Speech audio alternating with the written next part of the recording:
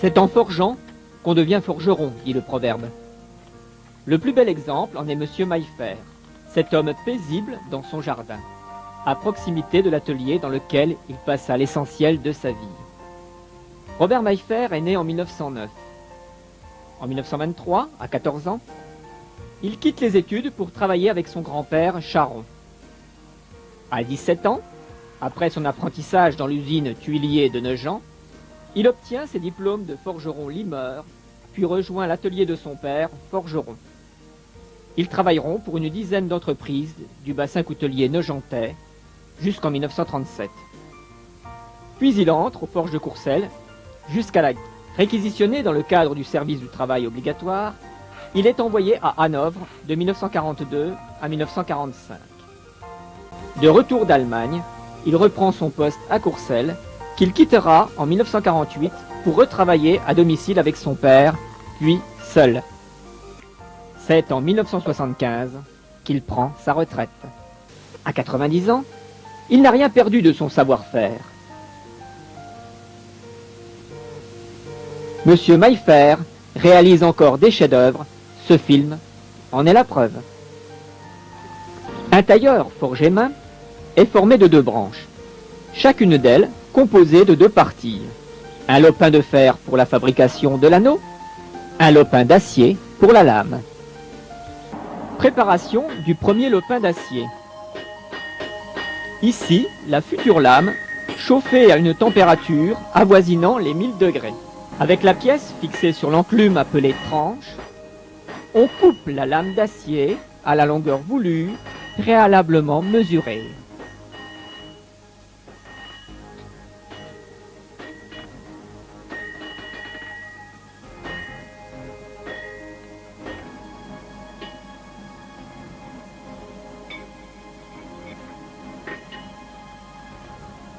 Mesure puis découpe du lopin en fer de l'anneau.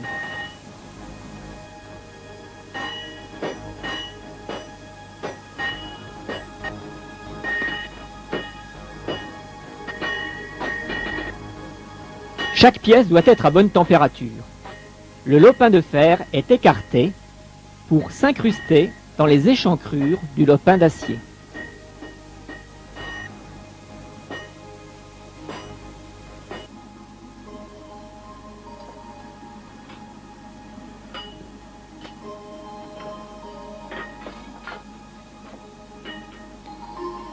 Rapidement, avant refroidissement et avec dextérité, il faut joindre les 2 morceaux, fer et acier. La jonction des futures lames et anneaux étant parfaite, on effectue la soudure à 850 degrés avec du grès écrasé, broyé en poudre, mélangé avec de l'acide borique en petite quantité.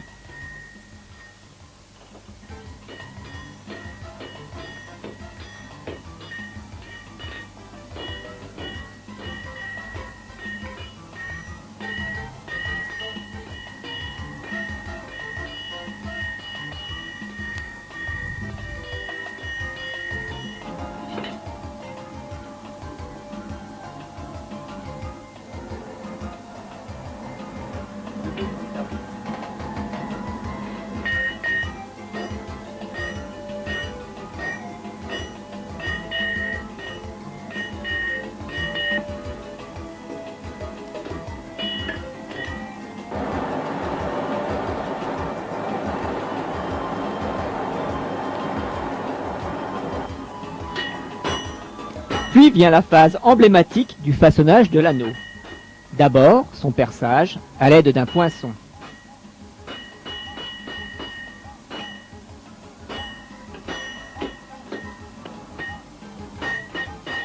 Ici, formation de l'anneau du pouce.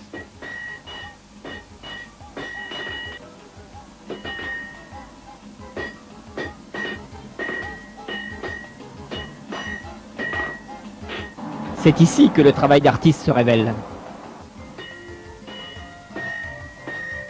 L'anneau déjà ébauché, on passe à la lame. Moult coups de marteau, pesant 2 kg, sont nécessaires pour étirer la lame et l'amener à sa forme pointue et effilée.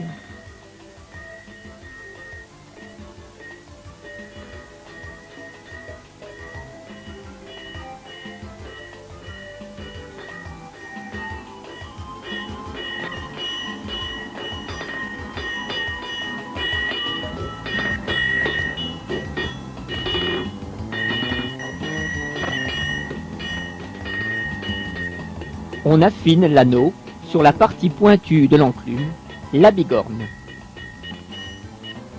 Peut-on croire que c'est fait main? Perçage du grand anneau qui accueillera 3 doigts.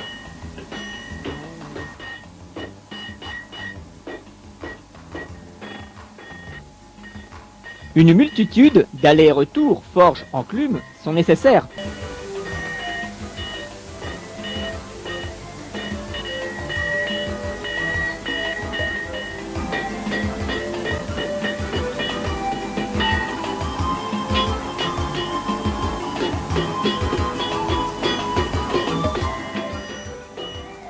Partant d'une épaisseur de 2 cm, la lame, après étirage, est aplatie pour obtenir la finesse du tranchant.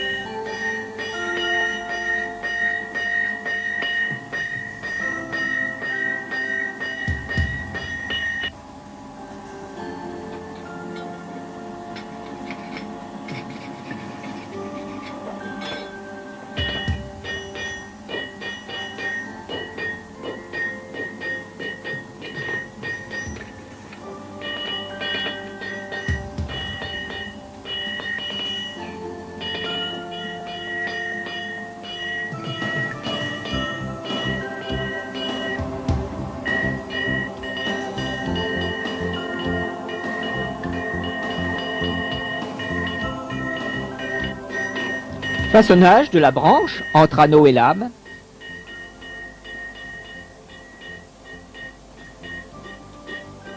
Dernière retouche. Finition du grand anneau.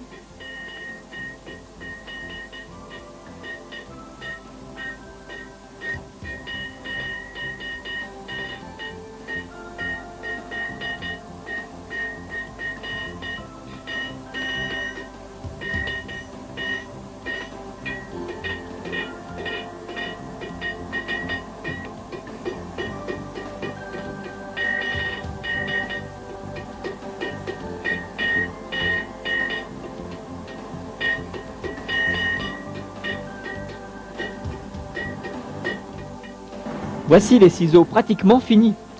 Quel travail manuel remarquable au bout de 3 heures. Il reste quelques retouches à la meule, effectuées par le forgeron, pour enlever les aspérités et régulariser les branches.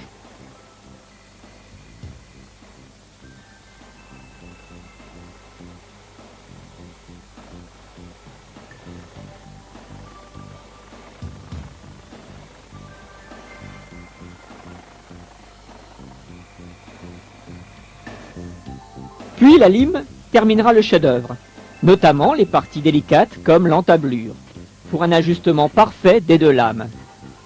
1h30 après, ces ciseaux, sortant de chez Monsieur Maillefer, ont leur forme définitive. Quelle précision! Conduits dans une usine, ils subiront encore de nombreuses opérations, achevant l'œuvre pour sa commercialisation.